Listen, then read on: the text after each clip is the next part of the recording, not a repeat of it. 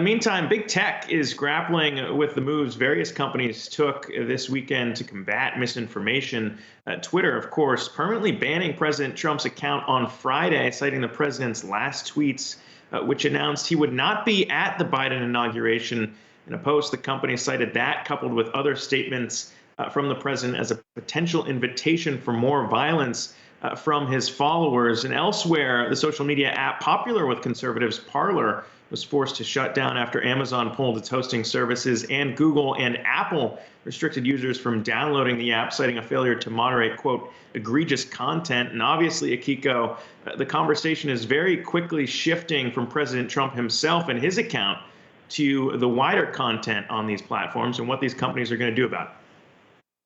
Yeah, I mean, you're certainly right about that. The timing of all this is certainly worth noting. We're, 9 days out from the president leaving office, and Twitter and Facebook throughout his presidency have really defended his presence on the platform. So critics are going to point to this and say, well, maybe this is a little too late. And the key question moving forward here is going to be, was this all done in terms of the moves by these companies to soften the blow, knowing the regulation now seems all but inevitable, or was this the wake-up call for tech companies? Because Zach, as we've been talking about on the show, whether it's Twitter, Facebook, Google's YouTube, they have long resisted this role of being the content regulators. This action this weekend, though, no question, certainly putting these companies back into the thick of the conversation, sort of really reaffirming the incredible power these tech companies do in fact hold.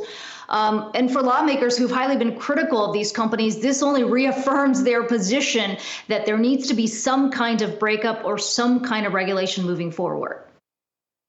Yeah, and I mean, when you think about the reasoning as to Twitter's move there, it was interesting to see them post in that blog post kind of such a detailed description as to the logic behind the move, kind of citing the violence and the threat for violence too, not just on Twitter that they pointed to, but also off network as well. When you think about the security concerns centered around President-elect Biden's inauguration and what could come from that, obviously going to be a big focus here. And a focus for us later in the show too. We'll be chatting with the former policy advisor at Facebook for more on all of this. There's clearly a lot to get to on that topic here. But Akiko, I mean, the largest thing I think too would be kind of what pressure Democrats here want to push on these companies, because to your point, and you made this last week, we've seen it play out many times here. Tech companies often do this to maybe get the regulators off their backs and say, look, we don't need anything from you. We're already doing this preemptively, so we got it under control. Exactly. And that goes back to the criticism of why are the companies acting now when the rhetoric that has been playing out the platform isn't necessarily new. Sure, they can certainly point to the violence that they say the language has been inciting, but really the argument would be on the flip side. Well, you saw all this play out in the lead up to the riots that played out last week. In Facebook, Twitter, both of them didn't necessarily act to deplatform the president, who many have said encouraged the violence there.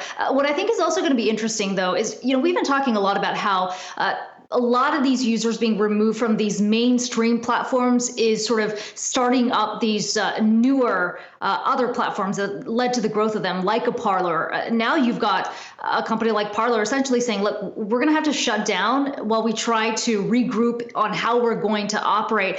And there's an example here in what played out in 2018 with a platform known as Gab.